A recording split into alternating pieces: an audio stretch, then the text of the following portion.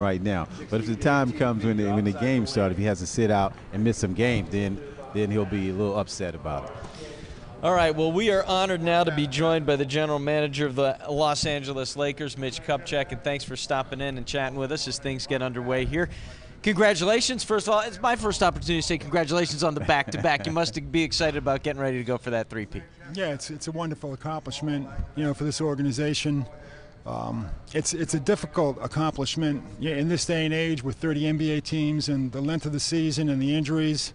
So to win 2 championships in a row, we're ecstatic about it, and a lot of changes in the NBA over the summertime. We've made some changes as well, so we're looking forward to the beginning of the season. Well, Mitch, because of the way this team has, I guess when you win in championships, you're never going to build your team from the draft. What is usually your plan and how to help make this team better? What do you do, or how do you sit down and plan it out to make moves that will make this team better?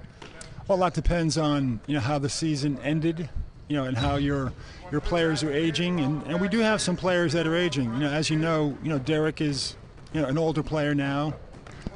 Kobe's still incredibly effective, but he's not as young as he once was. So you evaluate your team, and if you're winning, you like to keep the core intact, and I think that's what we've done the last 2 or 3 years. Also, if you're winning, you don't want to get too complacent, so you do want to make some changes as well. Talk about some of those changes. First of all, what you were able to do through the draft and the players that you picked up and what you think about them. Well, the draft was unusual for us this year. We had 2 second-round picks, Devin Ebanks from West Virginia, right, and Derek Character were 2 players that we didn't think would be available in the second round, and we signed them to contracts. It's premature to say that they'll make our team, but we think there's a good chance they will make our team and at some point in time make a contribution in the NBA. So we're lucky to get 2 guys late in the second round. If you could be a little specific about Character and what you saw in his play. Well, once again, he's a player that really, very, very young, was incredibly renowned in high school as one of the best players in the country. Spent a couple of years at Louisville. Didn't go as he had expected it to go. Transferred. So kind of went under the radar for a year or 2, and decided to come out this year and be available for the draft. We liked the size. We liked his aggressiveness. He likes to operate in the paint. He's got good jump hooks, so it looks like he can get his shot off against bigger players. But once again, that's an evaluation based on summer league. Right. Not now, right, with training camp, and we'll know more in 3 or 4 weeks. And what about Ebanks' skill set? Another young player, really can get out and run the floor. We think he has a natural position as a small forward. One thing he did there, he made that shot, but that's something that he does have to continue to work on. He's a little uncanny defensively. He has a way to get his hand in, knock a ball loose, but he can get out and run and finish, just like that. But he's a young player, and we want to see how he does in preseason as well. I want to ask you about some of the bigger picture items now. First of all, Bynum. There's been so much in the press, and you talked about it. I think one of the things I saw from you was that and I'd like to clarify it a little bit here. The doctors went in and found more than they thought they were going to find, and that leads to it. And I think you said that's not Andrew's fault. So let's kind of clarify where the team stands with this and your feelings on where Andrew Bynum is. Well, that's not completely accurate. The diagnosis, which was made back in the playoffs, was correct. And I'm not a doctor, right? But my understanding was it was a torn meniscus. Okay. And once again, I'm not a doctor. You could take it out, or you could try to repair it, sew it back in place. And those are decisions that are made during the surgery. So when the surgery rolled around in mid-July, we anticipated that it would be taken out, and that's normally 6 or 7 weeks in terms of a recovery. Once a doctor goes in, he does what he thinks is best once the surgery's in progress, and he chose to sew it back in place, which is better for the player in the long run because he's not missing cartilage. Right. It's better for his career, and it's better for his life down the road. The downside to doing that, when you sew it in, because of the blood, there's not as much circulation in cartilage. Gotcha. It takes a real long time to heal. So something that we thought would be 6 weeks, now goes to 10 to 12 weeks. And that's a long story, a lot more details, than I can share right now. But that basically brings us to where we are today. Right, and obviously the sooner he's back for you guys, the better, and I'm sure looking forward to having him contribute here. Well, last year, Powell, was out during training camp, and Andrew stepped in and covered for him. So this year, Powell's going to have to step in and cover for Andrew for training camp in the first couple games of the season. Now, Mitch, how many players are teams obligated to carry, and how many you think you'll carry this year? The most you can carry during the season is 15. You can get by with 13, or excuse me, 12 if you bring guys up and back. But basically, you have to keep 13. We have 14 players under contract. My guess, unless somebody jumps out at us in camp here, is 14 is where we're going to be. All right, now talking about some of those players, we talked about the draft picks. Let's talk a little bit about the guys you picked up in the offseason. Matt Barnes is a guy we looked at the numbers for this team from last year, offensively and defensively. Championships are won with defense, right? This is a guy who can really get in guys' faces. We know he got in Kobe's face last year and bug people defensively. Yeah, we didn't think Matt would be available, for us at that price range. As you know, it went through the whole summer. And at the very end, he was there and expressed an interest to come to Los Angeles. Something that was significant to us and continues to be significant is that Luke Walton's health, continues to be an unknown. He's out there, I believe right now, he hasn't missed a practice on Saturday or Sunday. I was concerned that he wouldn't be able to make practice yesterday. I checked for you. He's there. So we just don't know with Luke and his back situation. So we thought that would be a great pickup for us to cover us at that position. And Radliff? Well, once again, you want to make some changes. We were very pleased with DJ Benga and his contribution the last 2 years, but he's a young guy that wants to play. And, the decision was made that he wanted to move on. So you look at the remaining big guys out there, and there were, several, but not a lot. We feel, with his energy level, ability to block shots and rebound, he'll be able to help us. We're not looking for him to play big minutes. Initially with Andrew out, maybe he will have to play, but we have to be careful with him in training camp because he is an older player, and although you want to get him to shape during training camp, you don't want to wear him out now. Right. How about Steve Blake? Again, here you get another guy who not only, I think, in terms of his skill set, but in terms of what he can do mentally for the team, a leadership role as well. I'm not sure we're looking, for leadership from him. I think we have enough of that. In terms of, his addition, he's probably the most significant addition we've made, this summer. And once again, I talked earlier about Derek, being 36 or 37 years old. We needed some help at that backcourt ball handling position. We do expect, Steve to play significant minutes. He's led in a quiet way, and he's just out here conducting business.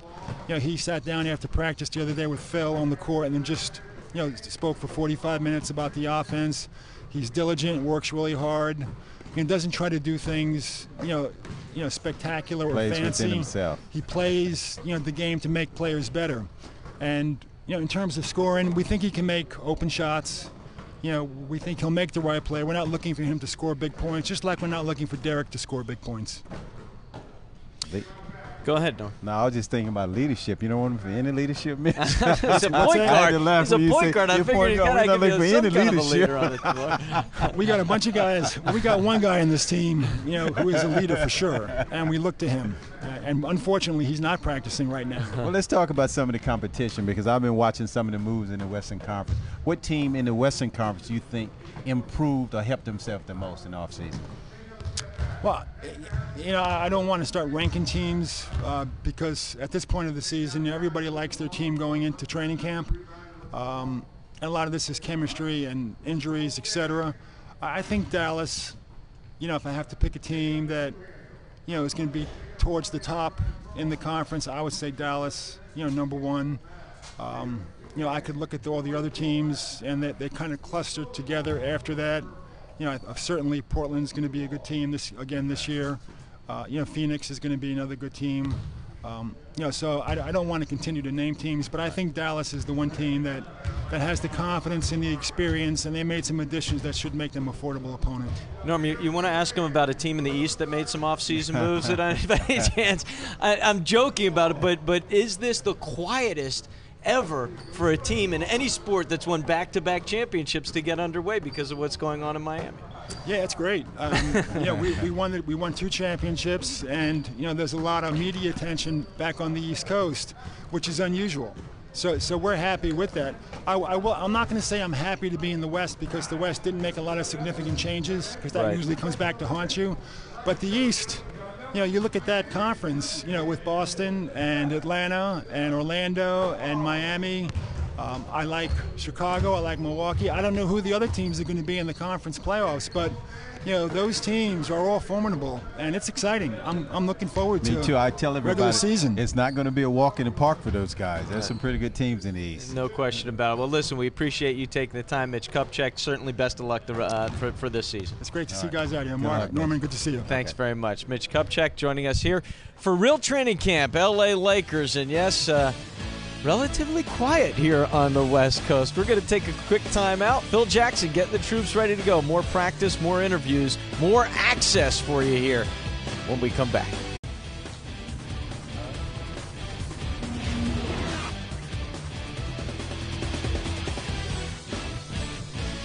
Welcome back to the Toyota Sports Center. The LA Lakers beginning their quest for that coveted three-peat. Yeah, plenty of gold trophies in this building, and plenty of championships for this franchise. Practice underway here on Real Training Camp. Mark Fine alongside Norm Nixon, and we are going to focus in now on what is going on the court. Norm, we talked about it before.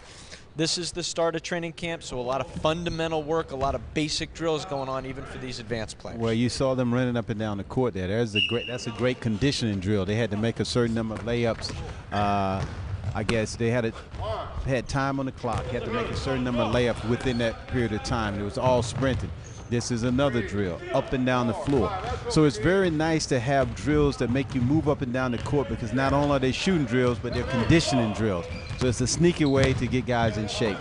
Now, you talking about getting guys in shape. Obviously, things have changed over the years. Most of these guys work out nonstop during the offseason. I know it's not the same as basketball shape, but they're keeping their bodies in pretty good shape. Well, you do work out. You have to maintain a certain level. I always say there's a floor you never want to go under, and you don't want to be in tip-top shape when you get here. But you come here, and then this is when you really get it together. And there is nothing you can do to get in this type of shape other than play basketball. Taking a look at Kobe Bryant and the smile on his face, it's probably not their favorite thing to do, so he's standing on the side watching and smiling, and he doesn't have to run up and down the court right now. Trust me, all the veterans would miss training camp if they could. And the exhibition game. You see guys want to play in the last few exhibition games just to get their timing together, because, again, 82 games, that's a grueling season. It's a long season. And Kobe, again, if you do not know, knee surgery in the offseason went well, no complications. They expect that to be fine, and he should be ready to go. Also, though, dealing with the finger problem. I know they talked about surgery for that, decided they were not going to have surgery, but as Norm shows me the crooked fingers on his hand, that's going to be something else to keep an eye on, though. Basically, you can't operate on arthritis. I think that was part of the deal with him, is that they didn't want to. There wasn't really a whole lot that they thought it could correct, but it is something that he's going to have to adjust his game around. Well, Kobe is stubborn anyway. He didn't want to miss part of the season because he felt as though he could play with that type of injury. It had nothing to do with his legs, but it had a lot to do with his shooting ability. But again, I was always an advocate of get those things taken care of, allowed to heal as best as possible before you walk out on the court. But Kobe's a different kind of animal, man. He's a different kind of animal on this floor. Some history, I know people like to compare him to Michael Jordan. Michael Jordan, I believe, had an incident with a cigar cutter and had to change the way he shot the ball and worked his shot with his fingers. And the same thing now for Kobe as you look at him looking on during the beginning of practice here. You talk about the conditioning again and the shape. On the layup, you got to run right through the layup. How hard is it? How quickly do these shots. guys get to a point where they're ready to play regular season NBA basketball? Well, you got to remember, in training camp, you're going to go twice a day. After you go twice a day for 4 or 5 days, you'll be in pretty good shape. Then you have to take it out on the floor and play against other people, because once you throw adrenaline in that mix, you have a tendency to get tired a little faster. So again, after 4 days, these guys will be in pretty decent shape. 4 days of twice a day. 4 days of twice a day. Yes. Right. And this is a team, we heard Mitch Kupchak talk. They are, as they make some changes on their roster, there are players on this roster, some of their bigger name players, who are getting up in their career. Kobe, of course, Derek Fisher, Pau Gasol, some of the guys who aren't going to maintain their shape and are probably going to need a little bit of a blow during the course of the season. Well, you talk about Ratliff as well. They expect him to come in and give them some good minutes. But, again, Phil is one of the best at pacing himself. They have some good young talent out here. You heard Mitch talking